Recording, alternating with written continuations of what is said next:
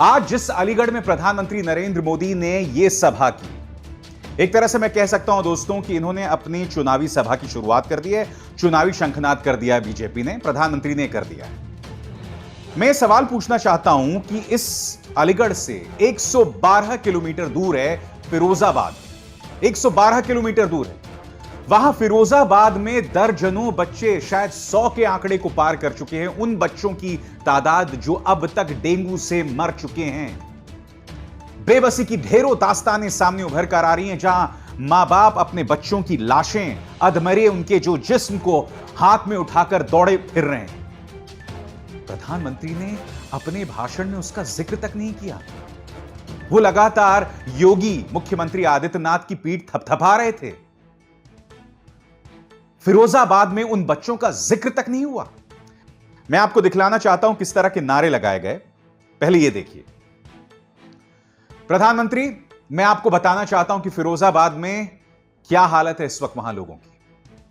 एक औरत आज उत्तर प्रदेश सरकार के अधिकारी की गाड़ी के सामने लेट गई। वो इतनी बेबस हो गई है, ना उसे इलाज मिल रहा है, ना कोई उसकी बात को सुन रहा। आप ये वीडियो देखिए दोस्तों, सिहरन पैदा करने वाला वीडियो है। ये देखिए।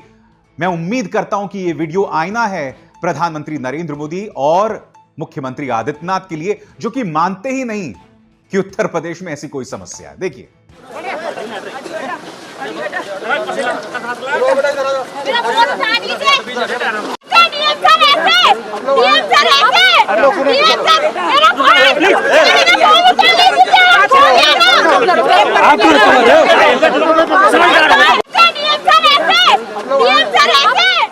मैं फिर सवाल पूछना चाहता हूं, फिरोजाबाद में आज की तारीख में, पश्चिमी उत्तर प्रदेश में जो दर्जनों की तादाद में हमारे बच्चे मारे जा रहे हैं, क्या इसको लेकर भारतीय जनता पार्टी का बिल्कुल भी दिल नहीं पसीजता?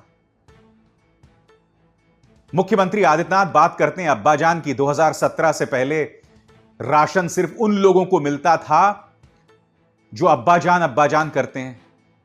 अरे तस्वीरें देखिए।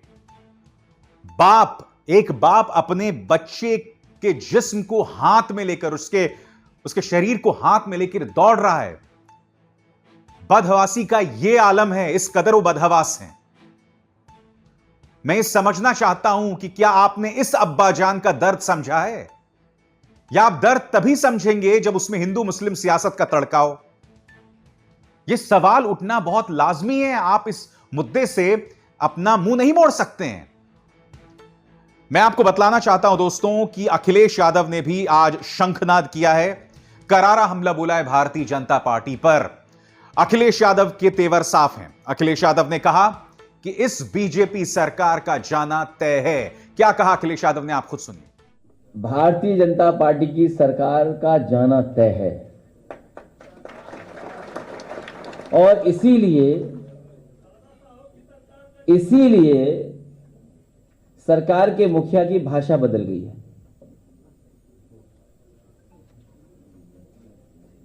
इनकी भाषा इसीलिए बदल गई है क्योंकि उत्तर प्रदेश की जनता बदलाव चाहती है, खुशहाली चाहती है। जिस तरीके से काम समाजवादी सरकार में हो रहे थे, उन कामों को दोबारा चाहती है। आज किसान हो, व्यापारी हो, नौजवान हो, हर वर्ग के लोग दुखी हैं सरकार से। जिनके पास अपना काम बताने को नहीं है। अभी तक ये सरकार नाम बदल रही थी, रंग बदल रही थी, समाजवादियों के काम उन पर अपना नाम लगा रही थी। अब तो दूसरे प्रदेशों के और दुनिया के दूसरे हिस्से से भी फोटो चुरा करके अपना काम बताने में सरकार आगे बढ़ रही है। बात यहां नहीं रुकती। अखिलेश यादव प्रदेश की जनता का ध्यान इस ओर भी खींच रहे हैं कि इस सरकार की मानसिकता एक बुलडोजर की है। हर चीज को रौंदना मानो इसकी फितरत हो गई है।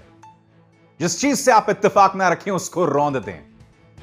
अखिलेश यादव किस तरह से सरकार की बुलडोजर सियासत की बात रख रहे हैं, सुनिए। सरकार को अपना चुनाव चिन्ह बुलडोजर रख लेना चाहिए।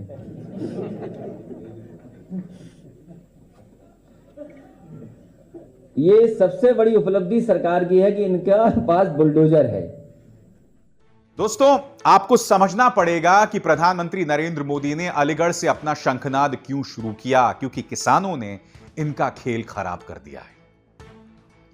क्योंकि आज एक मुस्लिम किसान और एक हिंदू किसान एक ही मंच पर बैठकर नारे लगा रहे हैं अल्लाह अकबर और हर हर महादेव के, और इस माहौल से घबरा गई है बीजेपी। जी हां, माहौल जब शांति की तरफ बढ़ता है तो 2014 के बाद वाली बीजेपी घबरा जाती है। मैं आपको बताता हूं दोस्तों, किस तस्वीर से या किन आवाजों से बीजेपी घबरा रही है।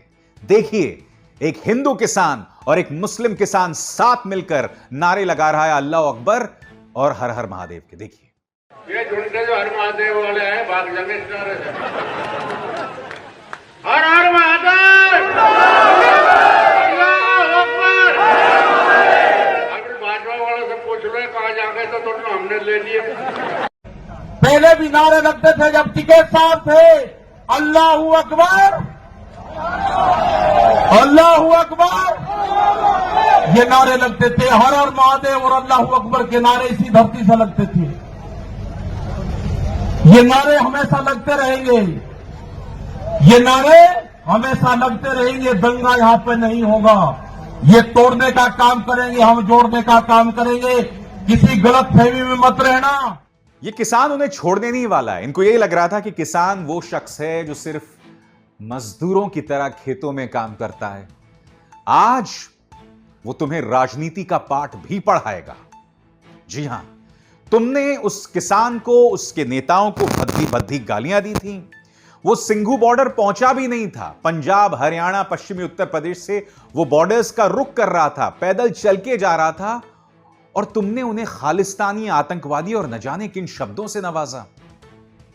भारतीय जनता पार्टी के पिट्ठू जो हैं वो सिंघू बॉर्डर पहुंच जाते थे और देश के गद्दारों को गोली मारो के नारे लगाया करते थे। आपके अपने मंत्री, पूर्व मंत्री रविशंकर प्रसाद और मौजूदा मंत्री पीयूष गोयल किसानों के बारे में अनाप शनाप बातें करते थे। तुमने क्या सोचा था कि किसान इस बात का जवाब नहीं देगा?